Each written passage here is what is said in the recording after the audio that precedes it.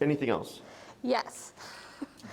What else? When we put we still are having issues putting the collar on. Okay. And now we have issues putting his harness on. Okay. He doesn't like that either. Gotcha. And now I'm really scared of him. So he knows that. I'm sure it's just a vicious cycle. Uh-huh. We're giving him cheese, and usually he's okay, but sometimes he just freaks out and Did you get the welding gloves yet? They come today. Okay, cool. Because that's going to take off a lot of stress. I mean, that's our pair right there on the table. Yeah. Okay? Yeah, I got the long ones. Yeah. So, main thing is never take anything personally. I haven't bit, like I showed you this, right? I haven't bit. The dog still comes for daycare and stuff. Nothing personal from me to the dog or whatever. So, when you're doing the cheese, are you only doing the cheese when you're going to train, or are you doing the cheese also proactively to condition him? No, buddy. We're only really putting the collar on as needed at this point, I would say. Okay, so more exposure. So our natural instinct is to withdraw. Yeah. Okay, but what happens is now he's only assuming when this comes on, it's gonna be this. So let's say I'm gonna go to the dog park, and there's gonna be no training involved. I still put the collar on. We go to the dog park, but I don't do anything. So then he starts to associate collar doesn't always mean discipline. Yeah. Collar also means freedom. Collar also Right. means we're gonna go to play. And we've been trying to do it like with walks, so that like he associates it with like, oh, we get to go for a walk. And the last couple walks, I don't even know that I've had to tap him. Like he'll heel and we have a great walk and he does fine. So I think we're sort of getting there with trying to associate with good stuff. It's just Tip. with 3 walks. Tip. With 3 walks, that's 6 times a day that we're trying to get it on and off. Oh, He sure, does sure, it even sure. on the off too. Like, Sure. If we try to touch his neck, But you're saying in addition to that, we should put it on. Yeah.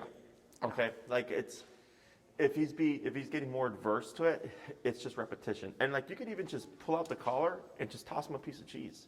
Yeah. Like it's just more. yeah, it's weird. If I go to grab the collar, he runs to me excited about it. Because he knows he's getting Freedom. cheese. Yeah. Yeah.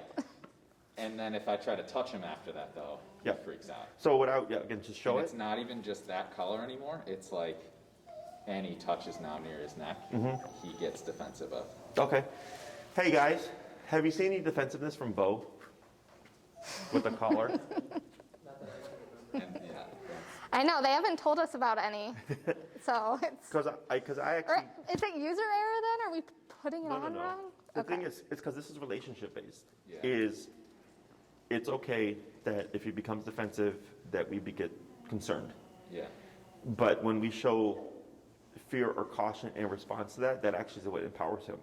right. So like if a bully, Right. like if somebody tried to bully me, good luck, Yeah. right? It's going to be a confrontation. So what that person just learned was like, oh, Jesse's not a guy I want to fuck with. So for him, even though he was a puppy, right, he's been conditioned. And he goes, oh, I've bullied you, right? But here, when he comes into this space, he's out of his element. It's kind of like a kid at a new school, right? So, but because right away we kick in with structure, there's no time for him to build up that defiance Yeah. of like, oh, I'm going to be Right. a jerk to you as well. Yeah. So, and it's not uncommon. We got other dogs who that like legit like will bite somebody. They don't do anything here. Yeah. It's just different environment. You can either empower him to give him something to protect. So like a lot of people see reactivity when they walk their dogs, but then we won't. But we're not their family, so we give them. They're not empowered to have to protect us. Here, he himself is empowered to bully you. Yeah. Right. So here, what I would do is if you pull up the collar and you said he runs to you, just give him a piece of cheese and just walk away. Don't even touch him. Right? It's just more exposure, and we'll see once we get the welding gloves and stuff, and you can just push through things. I was gonna say, I think Yeah. when the fear level drops, that should help. Because It's like really a lot of crazy instances noises will come be, out like, too. she That tries to is put half it what on, scares he me. freaks out, and then she's like, "I can't. Can you come help?" And then I'm trying to do it, and he's like, Then it becomes a "It's bigger a thing." fucking fight. Let's Yeah. go." Sure. So when it comes to that, the other thing is,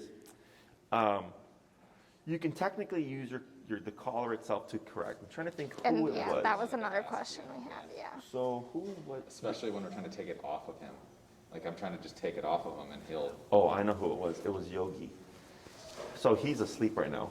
But I got a new client, it's a pit bull puppy, super overstimulated.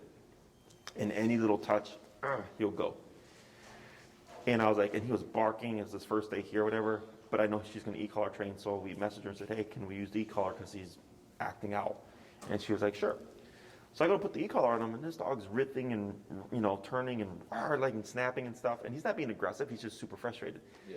So I had fed the strap of the e-collar through, so I just gave slack and then popped on the collar, so that became the correction. Does that make sense? Mm-hmm. It's kind of like a prong collar, but without the prong. Yeah, So yeah. I had just had the strap through, and I gave slack and popped, and then all of a sudden he just cut the crap. Because it's just finding your means of correction. Yeah. The other thing is, if something seemingly escalates, again, our instinct is typically to retract. I don't, because I know dogs. Yeah. Dogs will go, aha, I gotcha. And so whenever I do anything, if I correct a dog or whatever, I'm always anticipating that I'm gonna get bit. It's always there. Because even the guy like him, I come in unassumingly, right? Oh, golden retriever. And I see this, now I'm completely off guard because I wasn't expecting it. As opposed to I just come in, I'm like, all right, this guy might bite me. And he tries something, boom, I'm already ready to address it. Is if things escalate as best as you can to your ability, tap, tap, tap, tap. Go ahead and bump it. Tip, tip, right there. We try not to stop the situation or escalate the situation, okay?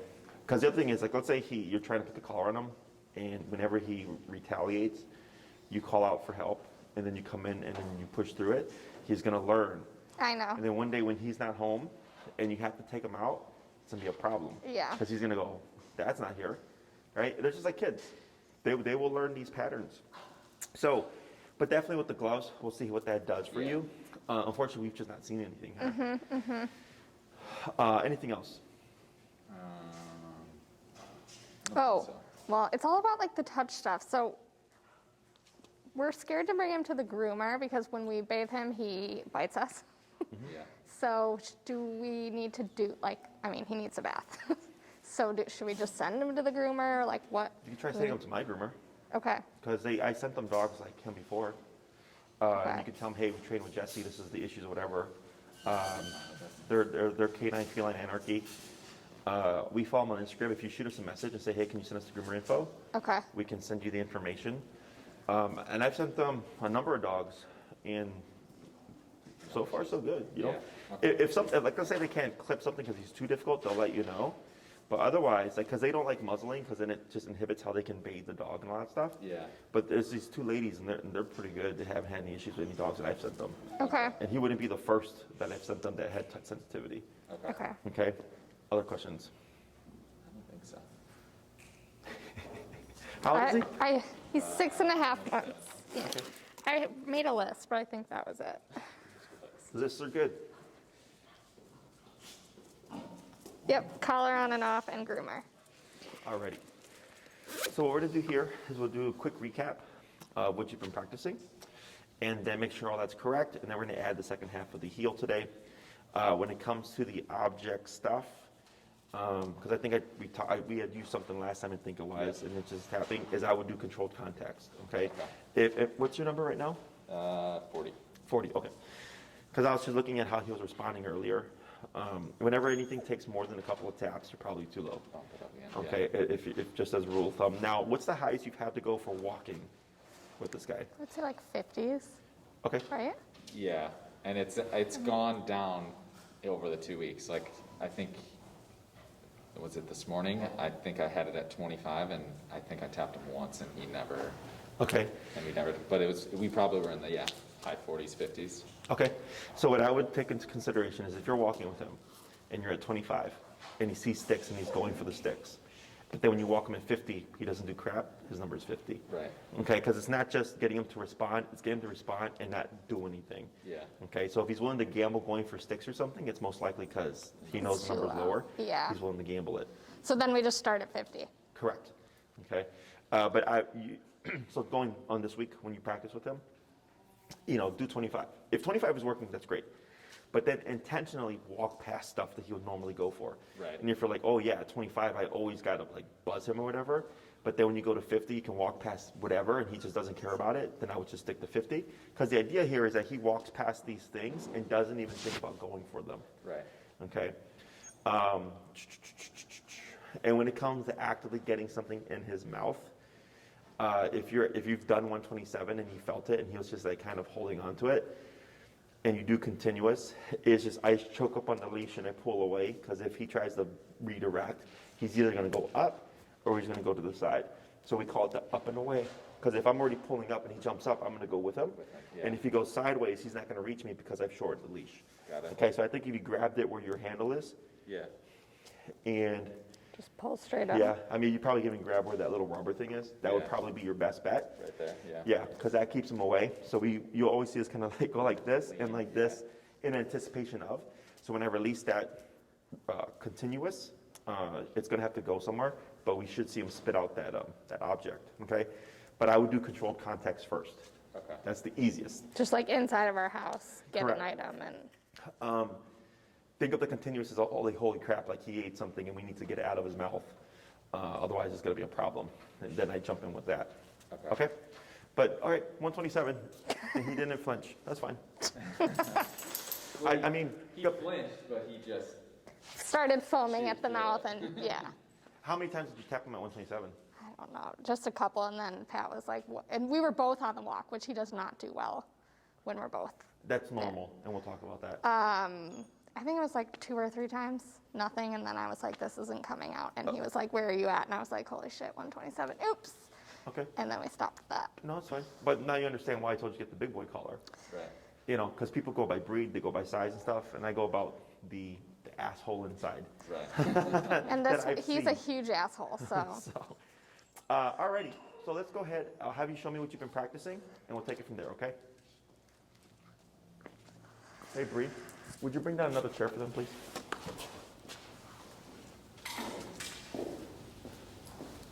And when you walk them, this is how you walk, unless there's too big of a distraction. Yeah, I mean, sometimes he looks like, if there's someone walking by, he'll look to them Okay. to be like, am I gonna get pet right now? And then should we be tapping him for a head turn? I guess I don't As really long as do it's not that. this is Like this is that, fine, yeah. right? As long as it's not head turning and he follows through with investigating. Yeah, no. Good. He's pretty, I mean, I think he's really smart. I almost think he's too smart for his own good. Because he picked it up pretty fast. And I think we talked about removing all, other than for the counter conditioning stuff, just all valuable foods and treats and stuff. Okay. All gone, except for the cheese. Not even a bed. Yeah, no bed. Used to guard that. Bed. Yep. Was there a tap there? Yes. Okay. Good. And you can go ahead and slow to a stop here. Give it a tap. There he goes. Cool. This one, swap handlers. Swap.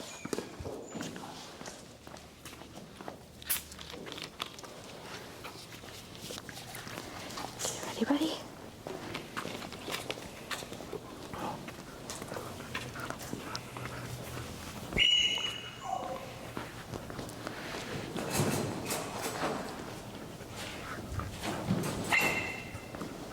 Now, because he had bitten you, is that correct? Like the neck He thing or hasn't something? actually bitten me, but he's he's bit at me, and he's bit Pat multiple times. Gotcha. He hasn't actually Then has caught he me. punctured? I can't remember. No. Okay. It's But a firm. yeah. That was before our first one, when he caught my leg. But that was that the resource carding? Okay. But when it's come to the touch sensitivity, Sensitivity, it's more just he'll get to you and then make noises. He's not, I don't think he actually has the intention to bite us. He just wants us to stop touching him. Yeah. So he's like, if I drop. Yeah, I would say he does not bite down. It's just more of scare tactics. Yeah. and they're working. Yeah.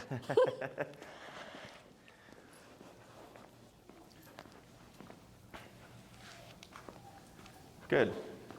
Go ahead and slow to a stop. Tap. Good. Yeah, so I can see here at that 50. That's where you're at, right? Or is it 40? 40, 39. 40. I can see he feels it, but I can see he's not too concerned about it. Yeah. Okay. So makes sense to me on the 127 stuff. So a couple of things can happen here. Trying to think of a case. I know I had a recent one. Oh, Doug. If you want a visual of this, it's Doug lesson 3. It's a short lesson, it's like 30 minutes because they were late. And it's the last 10 minutes where I go to touch Doug and he goes to attack me. And the owner's holding him for like 2 minutes on 127 and he's tapping and tapping and tapping and tapping until we finally got him to disengage for the first time. And then we repeat, but we were at 127 the whole time. And then the next time I saw Doug, we were at 15, 25 at the highest, and he was backing off the aggression. So what ends up happening, so in the case of the stick, potentially, we need to keep, because at some point, it's kind of like just being punched in the same spot. At some point, you're going to cave. Yeah. And I'm keeping that pressure on until he goes, crap, and he spits it out. And now he becomes receptive to that power. So then the brain becomes more sensitive to less pressure. Right. Okay? So if you want to see what that looks like, Doug, lesson 3. Okay? Like last 10, 15 minutes or so. And you're going to see him just nonstop, just going after me before he finally breaks off. And then we go to the next lesson. And very receptive to low levels. And that's how it's supposed to work. So once you override the brain, it becomes receptive to lower settings. Okay, so like right now I can see that 40 or so. He feels it, but he's kind of like, meh. So we'll see how that plays out. Okay. So all this looks good. The heel looks good. So what we're gonna do is we're gonna add a verbal heel cue to turn the command on. So you're gonna say heel first, and then you're gonna start walking with your left leg first. Okay. Okay, this is gonna be a permanent thing now. So technically, if you walk out with Beau and you don't say anything, he's free to sniff, pee, roll around and stuff. But once you say heel, all the stuff turns on, okay? So everything that we covered last week and everything that we covered today goes into effect. Okay. So if you forget to say heel and you're walking, you're like, man, Beau, why are you being so terrible? That's technically why. Okay. Okay? Questions on that? So you're No, gonna we're waiting for this. Okay. So you're gonna say heel and you move forward to your left leg. You're gonna walk for a little bit, come to a stop. He should automatically sit, otherwise tap. Wait a moment, heel, and then left leg again. Okay. Okay, we're gonna do that 5 times. Okay. When you're ready, heel. Heel.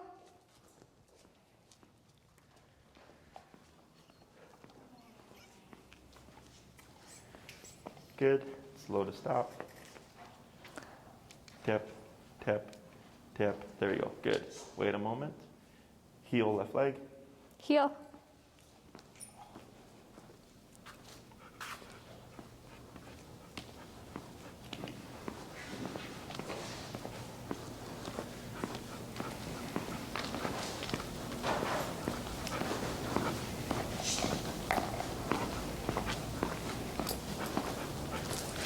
Good. And slow to stop. Tap. Good. Heel. Heel. So what we're doing here is just getting the mechanics down for you, because now you have to think about how you actually move, and then getting him used to the word of heel and associating what it means. Good. Slow to stop. Tap. Tap. There we go. Good. Better. Heel. Heel.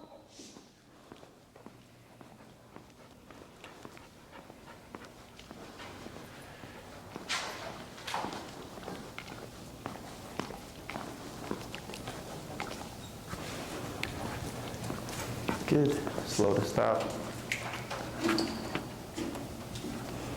And one more. Heel.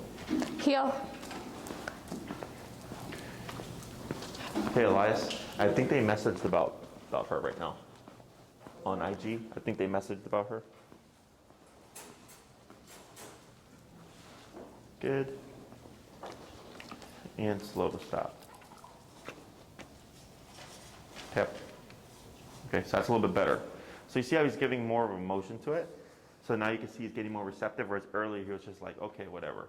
Okay, and you're still at the 40? 39, yep. Okay, so what we're gonna do is keep where you're at. Go and come over, we're gonna swap here.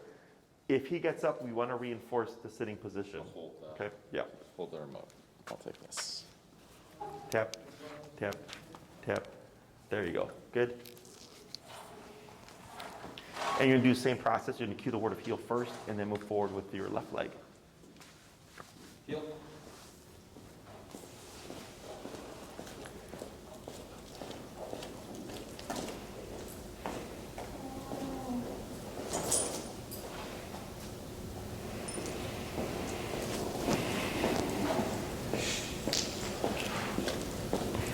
Go on slow, stop.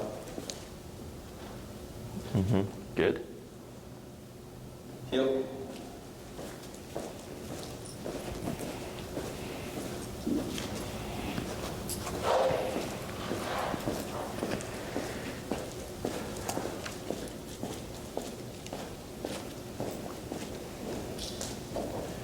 Good. And slow to stop. Good.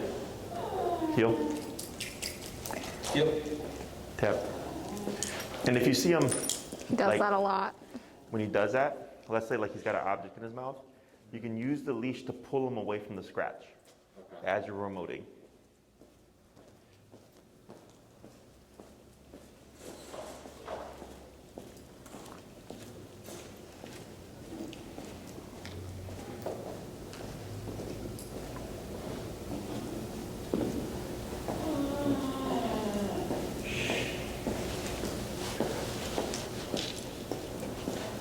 Good.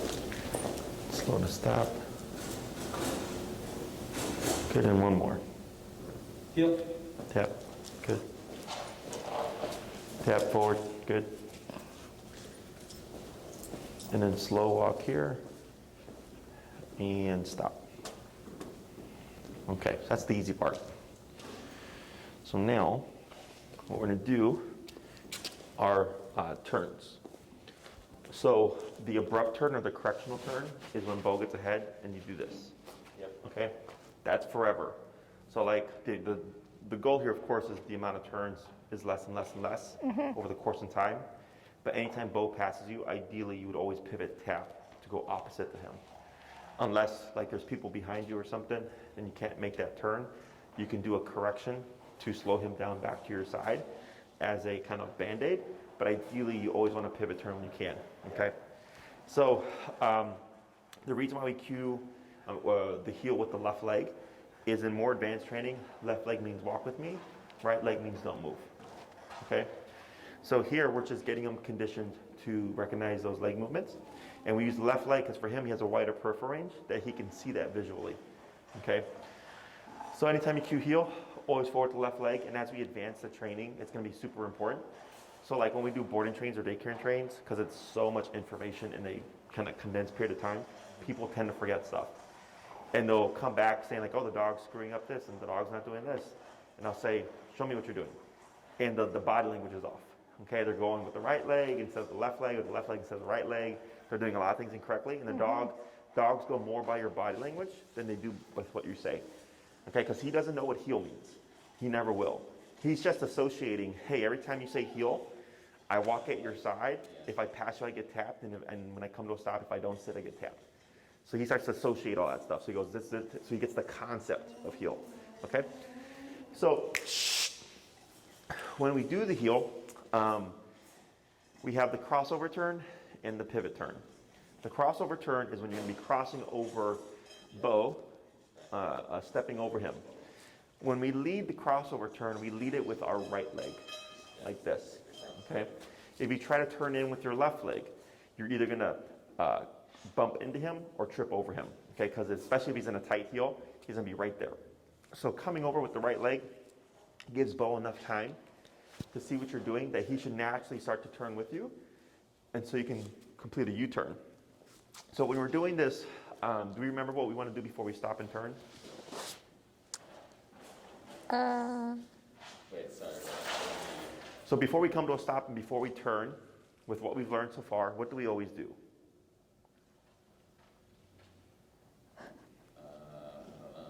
Well, it's pop quiz time, guys. What do you do when you drive when you're coming to a stop? Hit the brakes. which does what? Slows down first. Slows down. Yeah, slows down. Okay, so we want to make sure we slow down first, right? Super important with these turns. So when you cue heel, you're walking, and then you slow down, and you're letting Beau know something's changing. He should slow down with you. And then you would cross with your right leg, 90-degree angle, very sharp, left leg, and then cross again. Now we're going the opposite way. So you're like kind of making a square. Yeah. Okay? If he's not paying attention and you slow down, he's going to keep going. I don't do the crossover turn, because if he's not lined up correctly, it's going to be weird. You pivot, turn, tap, back to your side, turn again, slow down, and try again for the crossover. Okay? So one more time, when we're moving, you want to make sure that you slow down at least 3 steps, and then just cut in with that right leg, left leg, and cut in again with the right leg. Now we're going back the opposite way. If you do this on a sidewalk, you can use the panels as your guide. Okay? So if you do this correctly, right, left, right, you would stay within the width of the sidewalk. If you end up in somebody's yard or something, you probably took too many steps, okay? So the next turn is the pivot turn, which is technically the correctional turn, okay? So here, correction turns are not communicated. It's just abrupt turn, tap, back to your side, because he's already not paying attention. Communicated turns, or the pivots, are when he's paying attention. So if I slow down and I need to make a right turn, I would go left, right, left. Now we're going back the opposite way. Left, then back on right, then left. So for Beau, again, slowing down, prior to that turn, when you extend this leg, you'll most likely see him start to do this. So when you come back like this, now we're walking together. Okay? So anytime you're going to do a stop or a turn, you're always going to slow down, exception being the abrupt turns. Okay? Because that's because you're doing an abrupt turn because he's not paying attention. So all of these are to communicate to him, because you know what you're doing. You know the path, you know the route, you know the destination for that walk. Is just like with driving, you know what you're doing, other drivers don't.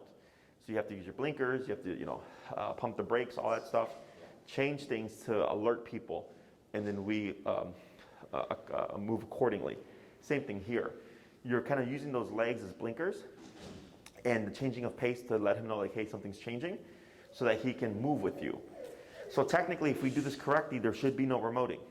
The only thing that would be remoting is because he's not paying attention. So if I were to slow down, I did my job. He keeps going, we abrupt turn tap, to correct him back to our hip, and then try again. Okay? Questions so far?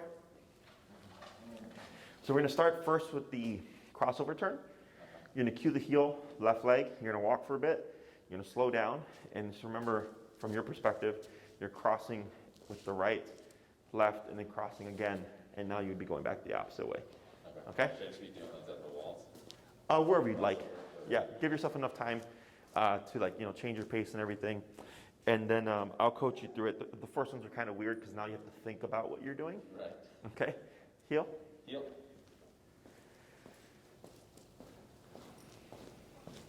Get ready to slow. And just time it with your right leg. Right, left, right. Good. I was going to say, he's going to get very confused because whenever I usually slow down, He's thinking, yeah. switch into my left side. And this is going to actually fix that problem. Right, left, right. There you go. Good.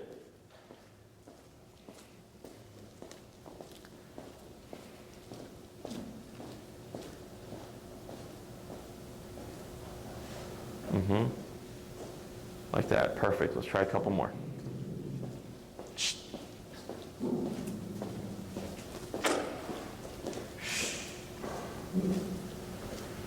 Right, left, right. Good. One more.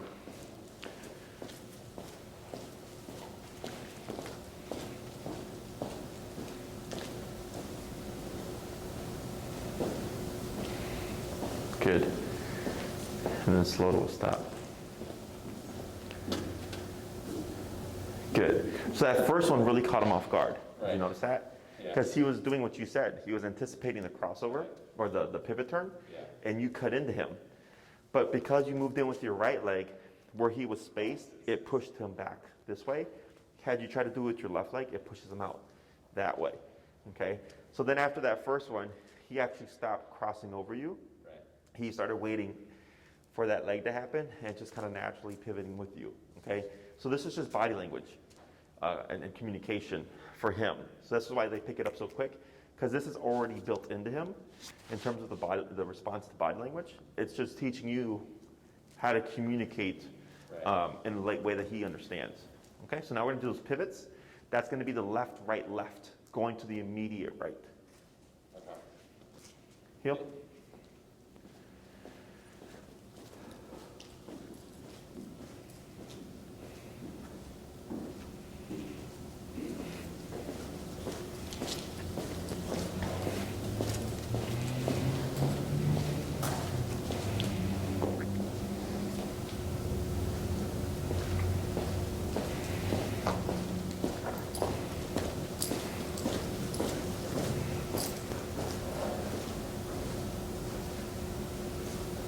Good.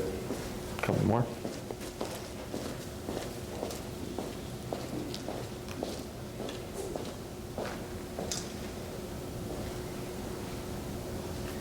Good.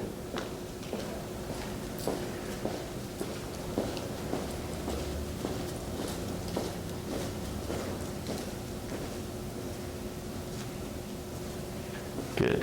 And then slow stop.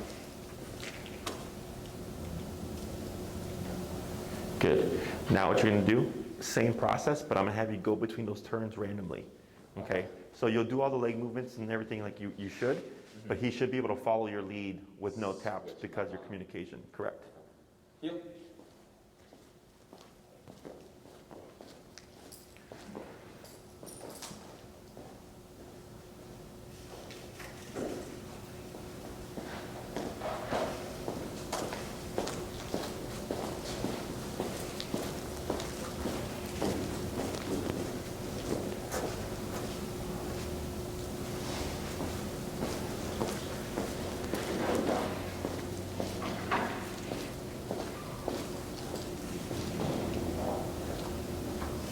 Good.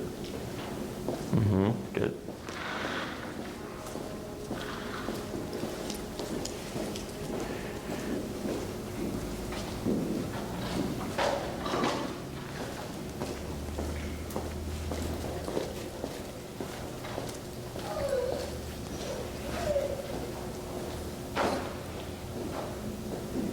Good. Just a few more.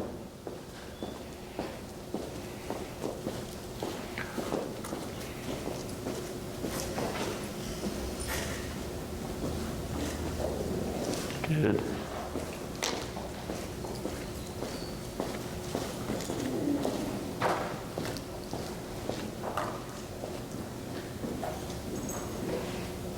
Good. And then slow to stop.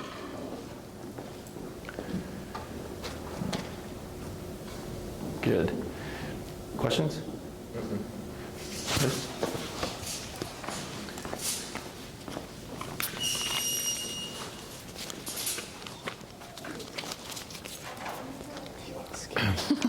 Excellent. So we're going to do the same thing. We're going to start first with the crossovers. Okay. That's going to be the left, right, left, crossing over Beau. Okay. Heel.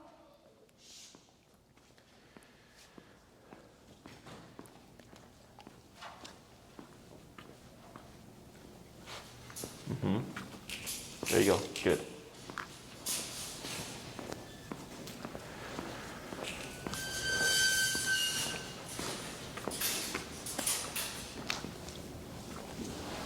Good. 3 more.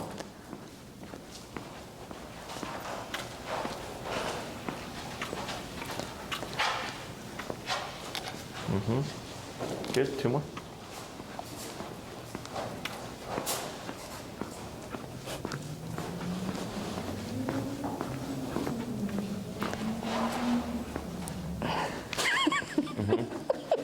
Good. And 1 more.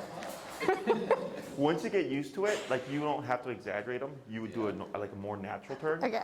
But for now, because you're trying to get the mechanics down. There you go. Good. And slow to stop. Tap. Good. So now you're going to do the pivot turn, left, right, left. Just this way, right? Yep. Correct. Okay. He's not. Yeah, it's okay. Heel. Should I make him? Okay. Heel. Yeah. He technically, because since she stepped forward her left leg, that technically means walk. So yeah, it's fine. Do I slow down or no? Correct. Always slow down. There we go. Is Good. that too fast? That was good. You try to slow for 3 steps before you turn.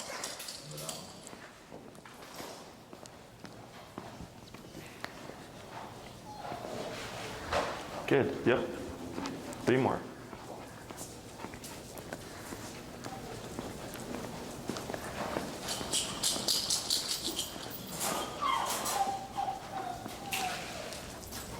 Good.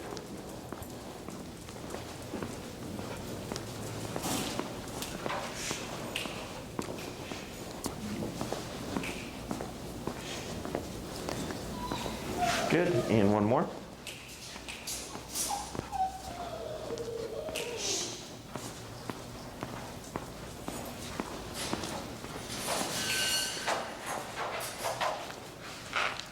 Good. And slow to stop when you're ready. Yep. There we go. Excellent. So I'm going to have you do real quick a batch just randomly. Okay. However you'd like, okay? Heel.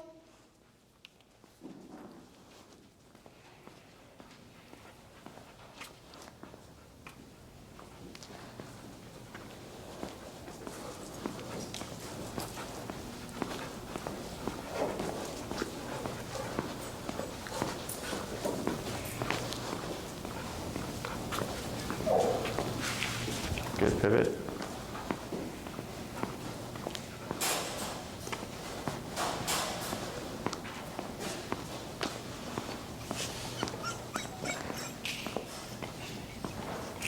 Good.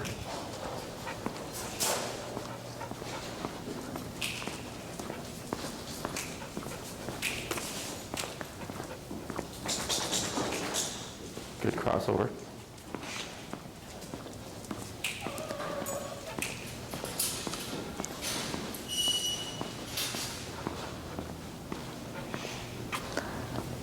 Good, and one more.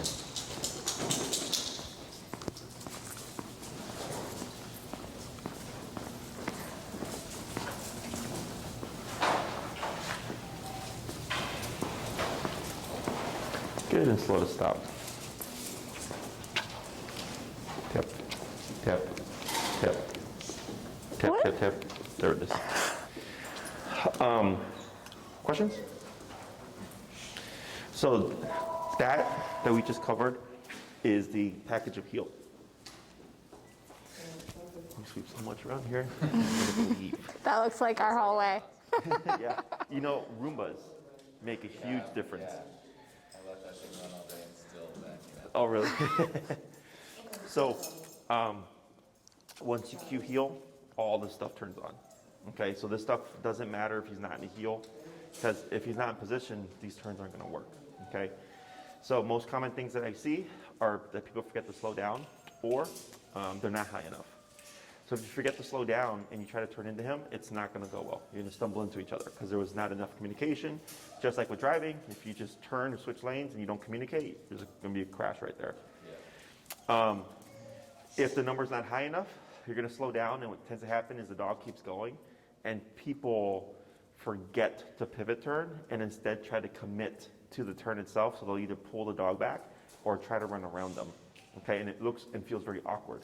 So if we try to turn and it feels awkward, we either forgot to slow down or we're not high enough, and we're trying to accommodate him, okay? So heel tells Beau, time to pay attention.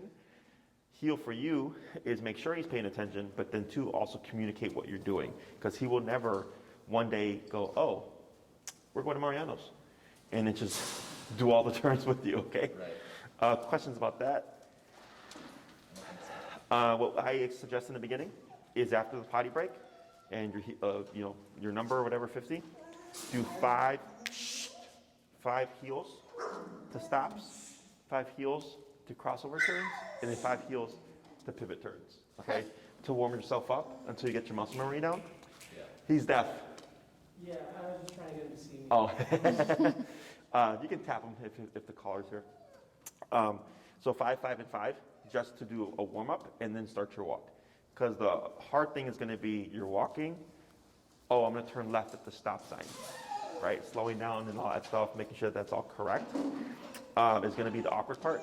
Once you get used to it, you don't even think about it. So like me, I can't do incorrect movements. It feels too awkward for me. And even when I walk naturally, now I just pivot like that and cross. And if I'm turn left, I turn with my right leg. Yeah. So, questions? I guess in practice, like obviously we're training on this, but like in practice, should we just be random? I guess should we be using this randomly throughout the walk after we do the practice, or? Yeah, I mean, but if you did, it's for you. Okay. Because Yeah. as you can see, he's doing it just naturally, right? Because Yeah. he's following your lead. So you absolutely can, where you just, don't make sense in the way you walk in the neighborhood or whatever, to practice your crossovers and your pivots. But that's more so for you. The reason why we do the 2, because they essentially turn you back the other way, right? Is if I'm on the sidewalk and I got people behind me, I can use my crossover turn. And I can go back this way. Or there's people on this side and I need to go that way and it's clear, I have my pivot turn. And it keeps me on my side of the sidewalk. Yeah. If you're doing just a regular left turn, you would just cross with your right leg, but then keep going that way. You wouldn't complete the U. Complete it, yeah. Same thing with the right turn, is you would turn with your left leg, but it would be like this, okay? So those are the easier turns. The crossover and the pivot are the harder ones, because they're more leg specific. Yep. Other questions? When do we get to resource guarding? Yes. So that we can do next class. Okay. All right. What I would suggest is bring a selection of things. A raw bone, bully stick, things that are going to last a bit. Okay. I can do a couple of things. I typically don't push. We don't have to piss the dog off to work on resource guarding. Okay. We can teach them how to back away from things and pair it with food and stuff to teach them how to release things appropriately. Okay, that's going to take time and repetition. I can also, and this is personal preference, we just give them a raw bone. I smack on my bite pants, I get my bite sleeve, and I walk into his personal space, provoking resource guarding aggression. Okay, he goes after me, no big deal, I'm protected, but now I can correct him for the behavior. It might look ugly for a little bit until I back him off and he learns, oh crap, this is not an option. Now the drawback to that is he might get too disengaged from objects. Okay, so I've done this. There's one case in particular I had to do it with because he was bad, but then he wanted nothing to do with anything. But I told him it's either that or he bites people. So that's really personal preference. If you just want to see that kind of get addressed, in terms of that kind of his willingness to go there. Otherwise, we can work around it as well. There's no right or wrong answer. It's really just how people feel about it. Yeah. But once I go into one, I can't stop. Because if he escalates and I'm correcting him and it just becomes a shit show, and I back off the pressure, he goes, I win. And that makes your problem worse. Okay? So like with Doug, it took me a few minutes. I had to commit. And I'm like, all right, we're here. You're going to back off sooner or later. And then we did that, but that, for him, made a big difference for the following class. It can also potentially make him more receptive to when he's got the little things in his mouth and stuff, because we've already been there, and he knows, like, okay, like, the only way to turn his pressure off is to just spit out what's in my mouth.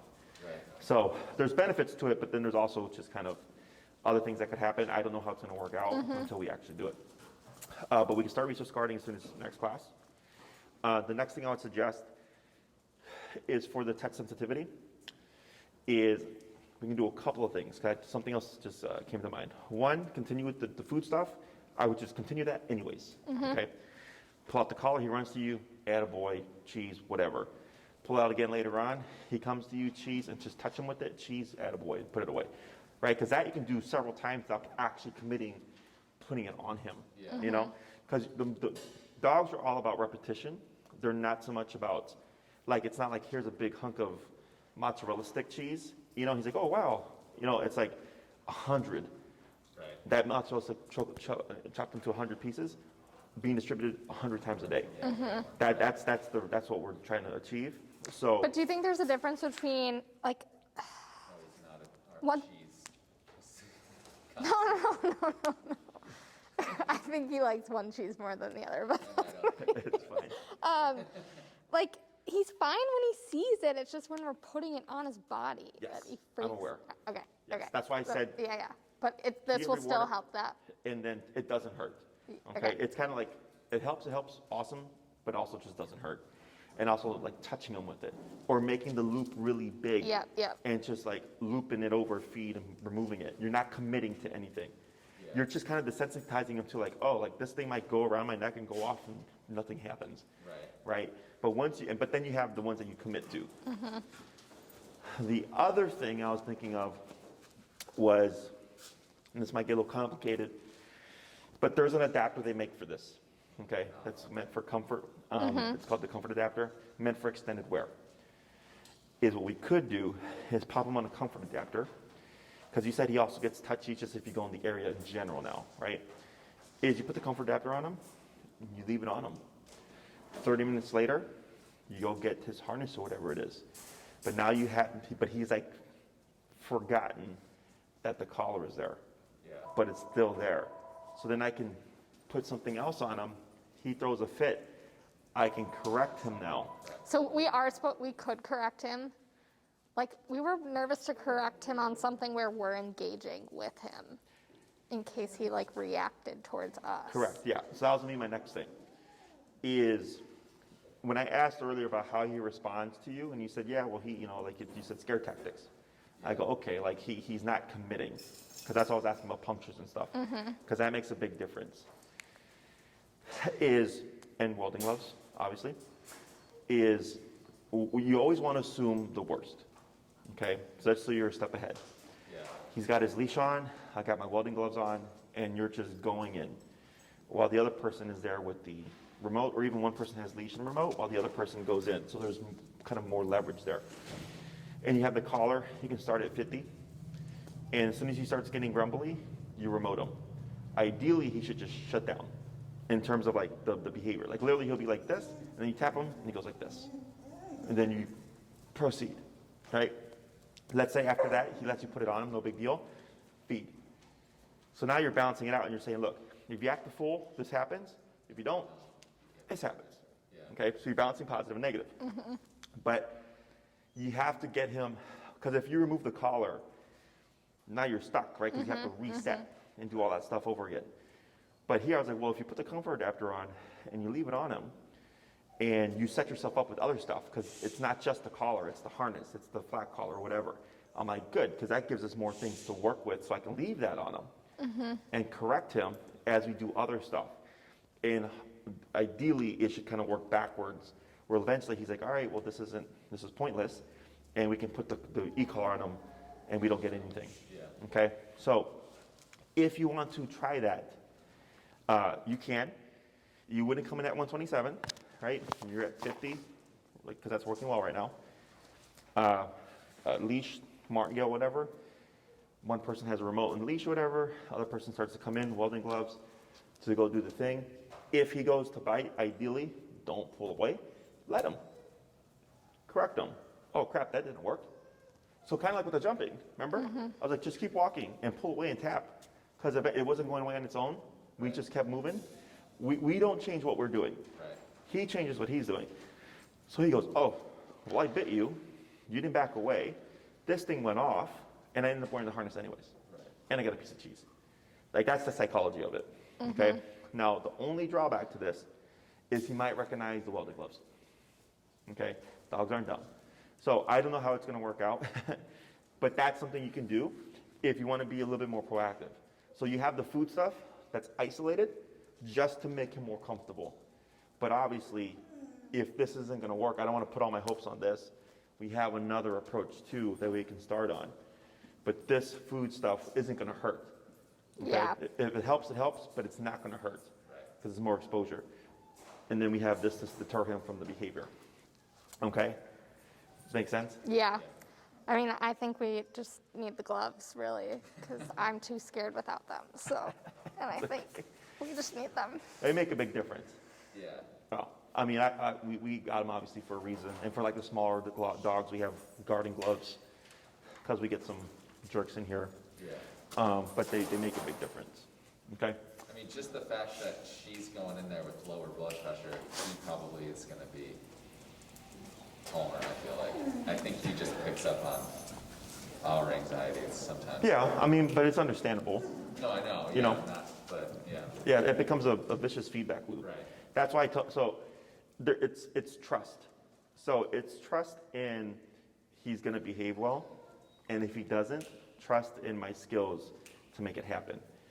That's what makes me an effective trainer. Is I come in and I just, if the dog's not giving me what I want, I'm going to make it happen. Right. You know, and that's why I'm always like, this energy is just me. I don't get worked up about it or anything like that. I don't shout. I don't panic. I just work through it. And if a dog tries to assert themselves with me, I assert myself right back. The last thing would be, if that doesn't work, and you feel like it's getting worse, or you feel like he's just staying static, then we'd have to see what you're doing, and either show you, but if we don't see it, then we'd have to coach you through it. But it would be way more confrontational. Right. So the pro to e-colors, it's non-confrontational.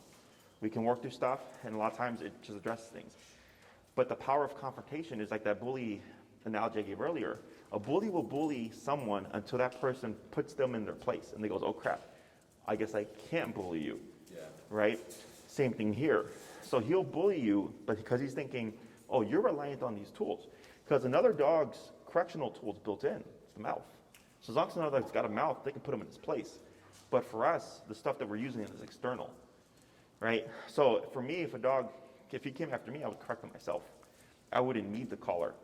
But I'm trying to avoid that for you because it's typically too confrontational, and most people don't know how to do it correctly. That's what I was going to ask. When he's not wearing his collar, what's like an effective way to correct him? Depends on what he's doing.